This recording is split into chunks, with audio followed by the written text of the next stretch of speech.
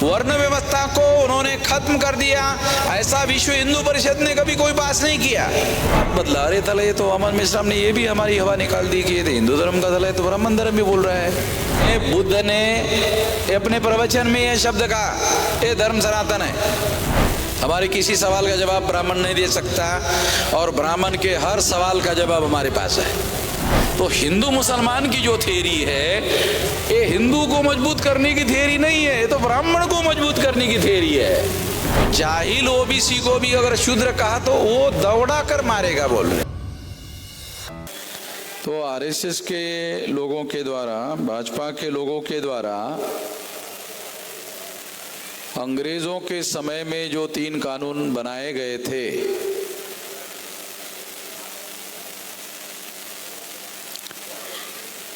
उन कानूनों को रद्द करके नए कानून बनाए गए हैं और नए कानून लोकसभा के द्वारा पास कर दिए गए हैं। अगर ये नए कानून, तीनों कानून पास कर दिए तो पास करने के पहले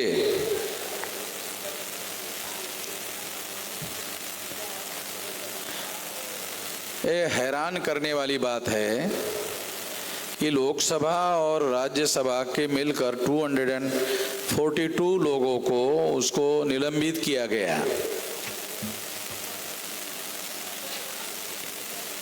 और निलंबित करने के बाद ये 3 कानून पास कर दिए गए।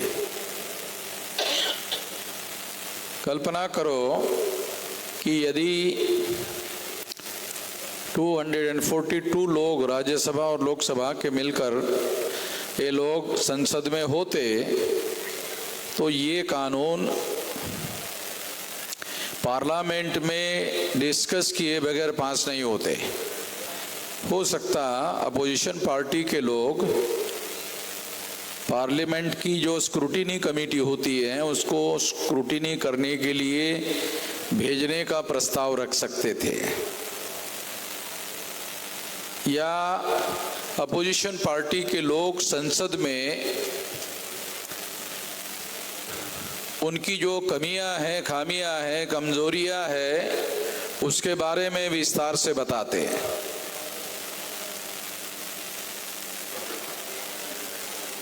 इस वजह से इन सांसदों को निलंबित किया गया। अन्यथा जो संसदीय इतिहास है भारत के संसद का,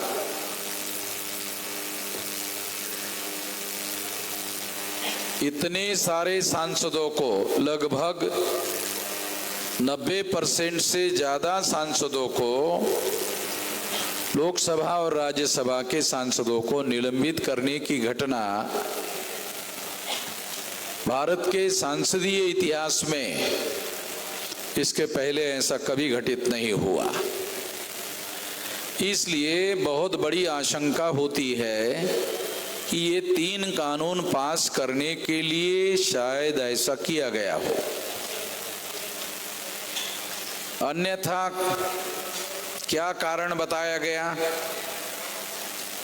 कारण बताया कि जो राज्यसभा के उपसभापति है उसकी विरोधी पार्टी के लोगों ने मिमिक्री की, ऐसा वो कारण बता रहे हैं।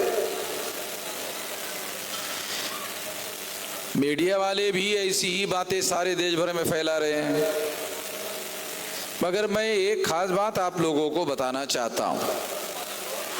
जो मीडिया में बड़े पैमाने पर भारत की प्रजा को नहीं बताया जा रहा है वो ये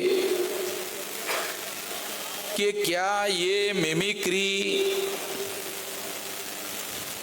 लोकसभा में हुई, क्या ये मिमिक्री राज्यसभा में हुई? तो सबूत कहता है कि ये राज्यसभा में नहीं हुई, ये लोकसभा में नहीं हुई। यानी ये मिमिक्री करने का काम राज्यसभा में नहीं हुआ, लोकसभा में नहीं हुआ। कहाँ हुआ? ये लोकसभा के बाहर हुआ, ये राज्यसभा के बाहर हुआ। अब लोकसभा के बाहर में, राज्यसभा के बाहर में, सारे भारत भर में बहुत कुछ होता रहता है। तो इसलिए राज्यसभा के उपसभापति का मिमिक्री करने का मुद्दा जो लोकसभा और राज्यसभा के अंदर नहीं हुआ, बाहर हुआ, और जिस तृणमूल कांग्रेस के सांसद ने ये किया था, उसने अपनी इस गलती के लिए क्षमा याचना भी की। उसके बाद देश को चलाने वाले लोग क्षमा याचना करने के बाद भी उसको क्षमा नहीं कर रहे, उसको भूल नहीं रहे। तो जो लोग छोटी छोटी बातों को भूलकर देश को चलाने का काम करना चाहिए, संसदीय परंपराओं को ध्यान में रखते हुए काम करना चाहिए, ऐसा करने के बजाय इतने सारे सांसदों को निलंबित करने का काम उन्होंने किया। तो ये बात तर्कसंगत नहीं लगती कि मिमिक्री की वजह से उसको निलंबित किया गया होगा। ये कारण सही नहीं लगता कि मिमिक्री की वजह से निलंबित किया गया। तो निश्चित रूप से ये 3 कानून उनको पास करने थे और बगैर किसी डिस्कशन के, डिबेट के पास करने थे। शायद यही बड़ा वजह है, ये कहा जा सकता है कि यही पहले नंबर की वजह मानी जा सकती है कि इन सांसदों को कि ये लोग चर्चा करें और उसमें नुक्स निकालने का काम करें, इस वजह से उन्होंने उनको निलंबित किया, ऐसा ज्यादा कहा जा सकता है। मगर आरएसएस और भाजपा के लोग इसको निलंबित करने के ये जो कानून है, ये कानून रद्द करने के लिए कौन सा कारण बता रहे हैं कानून रद्द करने का? एक तो मिमिक्री का मुद्दा है और सांसदों को निलंबित करने का मुद्दा है। इसमें आप लोगों को भूलना नहीं चाहिए कि ये 3 कानून निलंबित किए गए हैं, 3 कानून रद्द किए गए हैं। ये सबसे इम्पोर्टेंट मुद्दा है और उसका आरएसएस और भाजपा के द्वारा क्या कारण बताया गया? कारण बताया गया कि ये जो रद्द किए गए ये अंग्रेजों के द्वारा बनाए गए थे। ये कानून जो है अंग्रेजों के द्वारा बनाए गए थे। तो अंग्रेजों के द्वारा ये 3 ही कानून नहीं बनाए गए थे, और भी बहुत कुछ है। तो क्या ये 3 ही कानून रद्द करने के बाद अंग्रेजों का कुछ नहीं बचा? भारत में सबसे ज्यादा अंग्रेजी बराबर नहीं बोलते।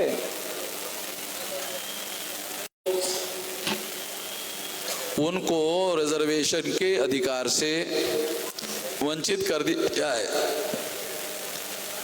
इसका नाम है डीलिस्टिंग।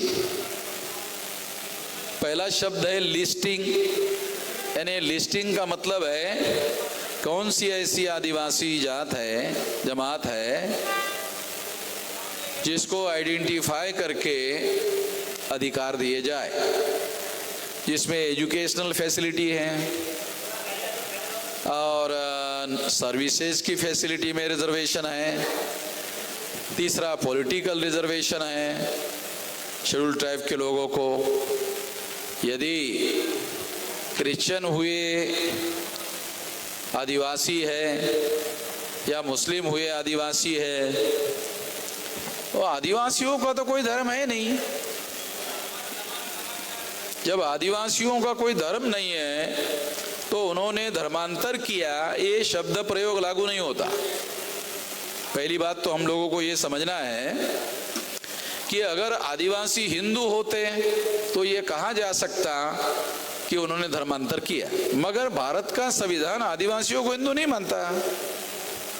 जब भारत का संविधान आदिवासियों को हिंदू नहीं मानता, तो आदिवासियों ने जो धर्म स्वीकार किया वो धर्म धर्मांतर है, वो कार्य धर्मांतर है। ऐसा किस आधार पर माना जाए? क्योंकि धर्मांतर तो तब माना जाएगा जब उनका पहले कोई धर्म होगा। आदिवासियों को तो कोई धर्म नहीं है, उनके कस्टम्स है, वो कस्टम्स का ब्राह्मणों के धर्म से कोई संबंध नहीं है। एक तो ये बात हम लोगों को समझना होगा।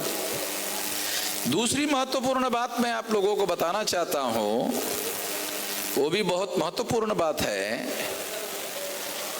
कि आदिवासी लोग अगर मान लो क्रिश्चियन हो जाते हैं, मुस्लिम हो जाते हैं, तो उनको डीलिस्टिंग में शामिल किया जाए, ऐसा इन लोगों का कहना है।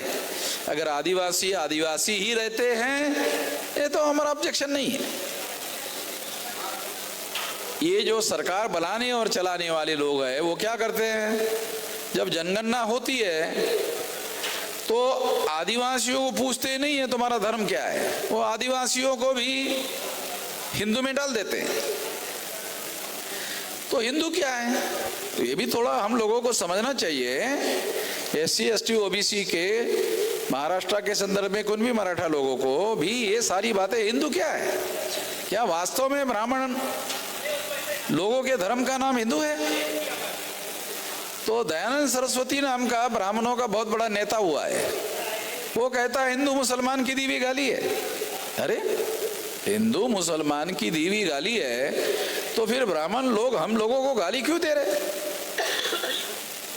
एक बात ये है कि अगर हिंदू मुसलमान की दी हुई गाली है, ऐसा ब्राह्मणों का ही बहुत बड़ा नेता दयानंद सरस्वती कह रहा है, वो भी गुजरात का है, नरेंद्र मोदी के राज्य का, वो कह रहा है कि हिंदू मुसलमान की दी हुई गाली है। जब मैंने ऐसा वीडियो बनाया तो ये बात हम लोगों को समझना, बारीकी से समझना बहुत जरूरी है कि ब्राह्मण धर्म का नाम ब्राह्मण धर्म ही है। SC ST OBC के लोग अपने बोलचाल में, अपने लिखने में, अपने प्रचार में कम से कम जो हमारे साथ लोग रहते हैं उन लोगों को समझना होगा कि वो लोग जब तक अपने आप को हिंदू कहते रहेंगे तो उनको पूछो, जो भी हिंदू कहने वाले लोग हैं उनको पूछो, क्या पूछो, ये तुम्हारे हिंदू धर्म का धर्म ग्रंथ क्या है? तो कहते वेद, श्रुति, स्मृति, पुराण, रामायण, महाभारत, गीता। अरे तो ब्राह्मण धर्म के धर्म ग्रंथ है। ये जो धर्म ग्रंथ है ये तो ब्राह्मण धर्म के धर्म ग्रंथ है, ये हिंदू के कहाँ है? दो बातें हो गई। एक, दयानंद सरस्वती कहते हैं हिंदू मुसलमान की दी हुई गाली है। दूसरा, हिंदुओं ने ब्राह्मणों को बदलाव क्यों करना पड़ा, ये बता रहा हूं आप लोगों को। ब्राह्मण जो बदलने के लिए तैयार नहीं थे, उन्होंने दावपेच में परिवर्तन कैसे किया, वही लागू किया, सेम थिंग लागू किया, केवल दावपेच में परिवर्तन किया। ब्राह्मणों ने क्या किया, इन लोगों को वर्ण व्यवस्था के आधार पर आइडेंटिफाई करने के बजाय उन्हीं लोगों को उन्होंने हिंदू कहना शुरू कर दिया। यानी पिछड़े वर्ग के जो लोग हैं उनको ब्राह्मण शूद्र कहते थे। अगर पिछड़े वर्ग के लोगों को आज के तारीख में किसी जागृत पिछड़े वर्ग के आदमी को अगर ब्राह्मण शूद्र कहे तो पिछड़ा वर्ग का आदमी ब्राह्मण को जूते से चौराहे पे मारेगा। क्यों? विकास पिछड़े वर्ग के जाहिल आदमी को भी अगर पिछड़े वर्ग के कहा ना, तो जाहिल ओबीसी को भी अगर शूद्र कहा तो वो दौड़ा कर मारेगा। बोल रहे ये सही है, ये बात मैं आपको बता रहा हूं। तो कोई ब्राह्मण किसी पिछड़े वर्ग के लोगों को शूद्र नहीं कह सकता, और अगर ऐसा कहा तो दौड़ा कर मारेगा।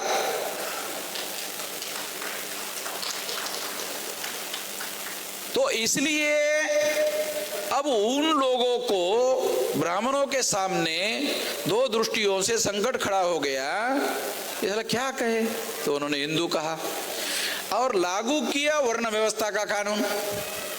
मतलब वो जो सिस्टम है वर्ण व्यवस्था का वैसे वैसे रखा। ब्राह्मणों ने वर्ण व्यवस्था हमने रद्द कर दिया, ऐसा कोई रिजोल्यूशन आरएसएस ने पास नहीं किया। वर्ण व्यवस्था को उन्होंने खत्म कर दिया, ऐसा विश्व हिंदू परिषद ने कभी कोई पास नहीं किया। कोई रिजोल्यूशन विश्व हिंदू परिषद ने आज तक वर्ण व्यवस्था खराब है, आउटडेटेड है, ऐसा कोई रिजोल्यूशन पास नहीं किया। जाति व्यवस्था गलत था, वर्ण व्यवस्था बोल ही नहीं रहे।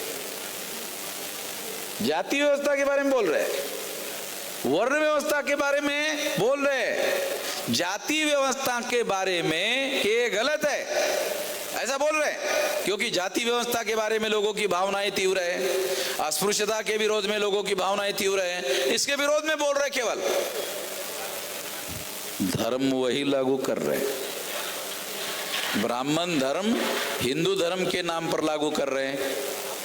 ध्यान रखो, बहुत खास बात बता रहा हूं। ब्राह्मण धर्म को ब्राह्मण लोग हिंदू धर्म के नाम पर लागू कर रहे हैं। ये दांव पेच में परिवर्तन है।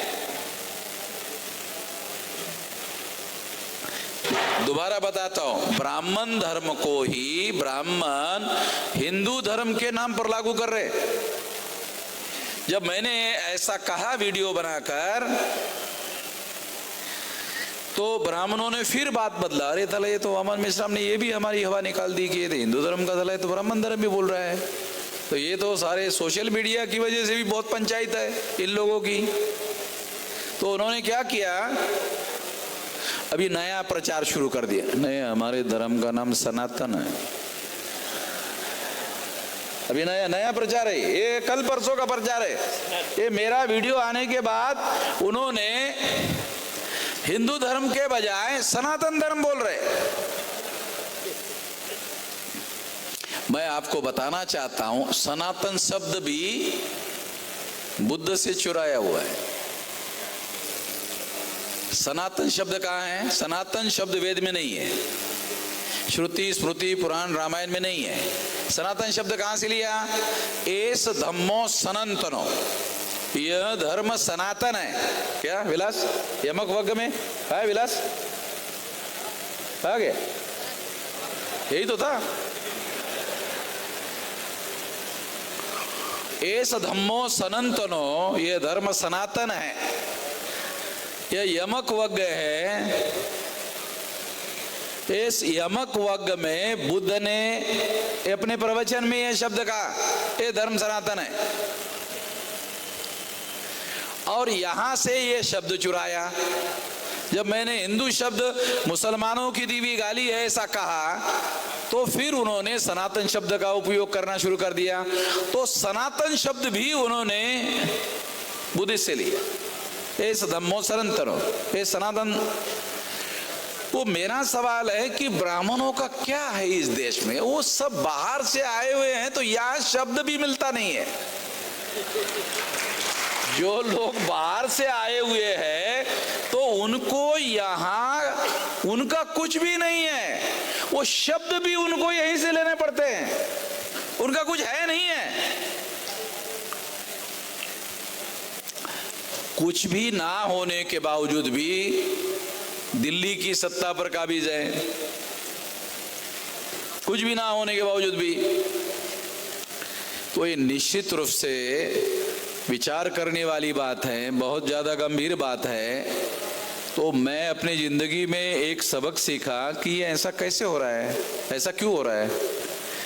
तो उन्होंने क्या किया, हमारे अज्ञानता का फायदा लेकर संगठन बनाए और संगठन शक्ति निर्माण करके हमारे ही लोगों का उपयोग करते हैं और हमारे ही विरोध में ब्राह्मण लोगों का धर्म थोप देते हैं राज सत्ता की मदद से। जब सेंटर में उनकी सरकार आती है, राज्यों में उनकी सरकार आती है, तो पुलिस फोर्स पर, मिलिट्री पर उनका कब्जा हो जाता है। तो इसके आधार पर वो ये चीजें थोपने के लिए सक्षम हो जाते हैं, क्योंकि पावर का प्रभाव होता है, सत्ता का प्रभाव होता है। जब सत्ताधारी आदमी बोलता है, गलत भी बोलता है, तो वो प्रभाव में दूसरे लोग स्वीकार करते हैं। अगर स्वीकार नहीं करते होते तो फिर 2 बार इन लोगों की सत्ता क्यों आती? प्रभाव की वजह से आ रही है। बात तो गलत कर रहे हैं, मगर प्रभाव की वजह से लोग उनका समर्थन कर रहे हैं, कोई तथ्य उनके पास नहीं है। तो इसलिए इसको काउंटर करने का तरीका क्या है? इसको काउंटर करने का तरीका है संगठित शक्ति निर्माण करना। अगर हम लोग संगठित शक्ति निर्माण करते हैं और 6 लाख गांव तक अपना संगठन बनाते हैं, तो कहीं पर कोई भी ब्राह्मण हमारे किसी सवाल का जवाब देने लायक नहीं है। हमारे किसी सवाल का जवाब ब्राह्मण नहीं दे सकता, और ब्राह्मण के हर सवाल का जवाब हमारे पास है।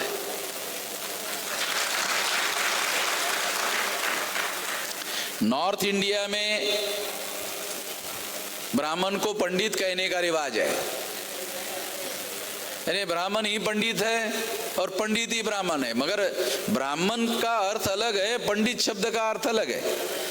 पंडित जो है उसको एक शब्द है विद्वान भी कहते हैं, विद्वान। तो ब्राह्मण तो ऐसे बहुत सारे गधे लोग हैं, तो गधे को भी पंडित बोलने से पंडित थोड़ी हो जाएगा।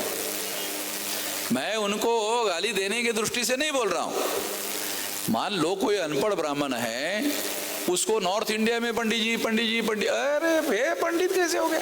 एक बार ये फटे धोती वाला एक ब्राह्मण जा रहा था, तो आर के राम हमारा इंजीनियर था, उसने उसको पंडित जी आइए आइए, तो उसको चाय पिला के चला गया। उसके बाद मेरी भाई विद्वान है? नहीं नहीं नहीं, ब्राह्मण है। हमारे यहाँ ब्राह्मण को पंडित कहने का रिवाज है। ऐसा ये फैजाबाद की बात है। फैजाबाद में हम लोग चाय पीने के लिए बैठे थे, तो उन्होंने उसको पंडित जी कह के बुलाया। अरे मैंने कहा यहाँ पंडित तो विद्वान को कहते हैं ना, वो हमारे यहाँ ब्राह्मण यानी पंडित यानी ब्राह्मण। तो ये तो गलत बात है। मगर उन लोगों ने ऐसा लोगों के मन पर छाप किया हुआ है, तो मैं आपको खास बात समझाने का प्रयास कर रहा हूँ। राज्य सत्ता की मदद से ब्राह्मण धर्म के लोग अपना ब्राह्मण धर्म बहुसंख्यांक लोगों पर इनडायरेक्टली थोप रहे हैं। डायरेक्ट थोपने का काम नहीं कर पाते, क्योंकि उसकी प्रतिक्रिया होती है। और दूसरी महत्वपूर्ण बात वो करते हैं जिससे हमको सावधान रहना चाहिए। आखिरी बात कहकर समाप्त करता हूँ। ब्राह्मण हिंदू धर्म का भारत में कहीं पर भी प्रचार कर रहे हैं, ऐसा एक भी उदाहरण उपलब्ध नहीं है। तो फिर हिंदू धर्म का प्रचार कैसे करते हैं? हिंदू धर्म का प्रचार करने का एक नया तरीका उन्होंने डेवलप किया, वो है मुस्लिम विरोध। यानी जितना ज्यादा मुस्लिम विरोध होगा उतना ज्यादा हिंदू होगा। ध्यान रखो, बहुत खास बात है। अब राम जन्मभूमि बाबरी मस्जिद का मुद्दा ले लो। बाबरी मस्जिद को ही ब्राह्मणों ने विरोध का मुद्दा क्यों बनाया? क्योंकि उधर मुसलमान थे। तो हिंदू मुसलमान का मामला खड़ा किया जा सकता था। तो हिंदू मुसलमान का मामला खड़ा करने का जो मुद्दा है वो डीलिस्टिंग में भी शामिल है। यानी हर जगह जो आरएसएस के लोग, ब्राह्मण लोग हर प्रकार का मुद्दा धर्म के आधार पर इशू बनाकर लोगों के सामने इस तरीके से खड़ा करते हैं जिससे मामला हिंदू मुसलमान का बना रहे। और जब तक हिंदू मुसलमान का मामला बना रहेगा, हिंदू क्रिश्चियन का मामला बना रहेगा, तब तक कोई भी एससी एसटी ओबीसी का आदमी मुसलमान के कैंप पे नहीं जा सकता ना, क्रिश्चियन के कैंप में पब्लिकली नहीं जा सकता। तो हिंदू मुसलमान का, हिंदू क्रिश्चियन का मामला खड़ा करोगे तो बाकी सारे तो अपने आप हिंदू के कैंप में ढकेल दिए जाते हैं। ये दावपेच है, ये दावपेच को हम लोगों को समझना होगा। इसलिए जितना ज्यादा सामाजिक मुद्दों को उछाला जाएगा और सामाजिक रूप से जिन लोगों को ब्राह्मण धर्म ने वंचित किया हुआ है उनके मुद्दों को राष्ट्रीय एजेंडा का विषय बनाया जाएगा, उतना ब्राह्मण कमजोर होगा। ध्यान रखो, फंडामेंटल बात समझा रहा हूं। वंचित लोग जिन ब्राह्मणों ने बनाए उनका मुद्दा राष्ट्रीय स्तर पर जितना ज्यादा प्रोपेगेंडे में आएगा उतना ज्यादा ब्राह्मण का समर्थन घटेगा। जितना ज्यादा हिंदू मुसलमान हिंदू मुसलमान हिंदू मुसलमान हिंदू मुसलमान हिंदू मुसलमान, तो ये तो सारा SC ST OBC हिंदू के नाम पर मकड़ा होगा, ये तो इससे तो ब्राह्मण मजबूत होगा। तो हिंदू मुसलमान की जो थ्योरी है ये हिंदू को मजबूत करने की थ्योरी नहीं है, ये तो ब्राह्मण को मजबूत करने की थ्योरी है। इसलिए SC ST OBC के आधार पर सामाजिक रूप से जितना ज्यादा मजबूत करने का काम होगा उतना भारत में ब्राह्मण कमजोर होगा। जितना भारत में ब्राह्मण कमजोर होगा उतना भारत आजाद होगा। देखो, पहले मुगल थे, पहले मुगलों का कब्जा था भारत पर, मुगलों को हटाकर अंग्रेज आए। मुगल विदेशी थे, मुसलमान नहीं, मुगल विदेशी थे। फिर मुगलों को हटाकर अंग्रेज आए, वो भी विदेशी थे। तो ब्राह्मण क्या कह रहे? ब्राह्मण कह रहे देश आजाद हो गया। हम कह रहे नहीं हुआ, अभी ब्राह्मण है। ब्राह्मण से जब तक मुक्त नहीं होगा भारत, तब तक वो विदेशियों के नियंत्रण में है। मुगलों से भारत आजाद हो गया, ठीक है, मगर अंग्रेजों के कब्जे में आ गया। फिर दूसरा आ गया, यानी एक मालिक मुगल नाम का मालिक था, वो बदला, अंग्रेज आ गया। अंग्रेज नाम का मालिक बदल गया, ब्राह्मण आ गया। तो ब्राह्मण नाम का मालिक जब तक है तब तक भारत आजाद नहीं है। 15 अगस्त को ब्राह्मण आजाद हो गए और ब्राह्मणों ने ही कांग्रेस की स्थापना की और कांग्रेस ही ब्राह्मण है और ब्राह्मण ही कांग्रेस है। कांग्रेस की वजह से तो ब्राह्मण मजबूत हो गए। कांग्रेस ने ब्राह्मणों को मजबूत किया, सारे SC ST OBC के लोगों का समर्थन लेकर ब्राह्मण को मजबूत किया। अगर कांग्रेस ने ब्राह्मण को मजबूत नहीं किया होता तो RSS मजबूत हो गई होती। कांग्रेस ने ब्राह्मणों को नौकरियां दी और नौकरदार लोगों ने कांग्रेस को चंदा नहीं दिया, RSS को चंदा दिया, भाजपा को चंदा दिया। RSS और भाजपा को चंदा देकर ब्राह्मणों ने RSS भाजपा को मजबूत किया। फिर कांग्रेस को चंदा कौन देते थे?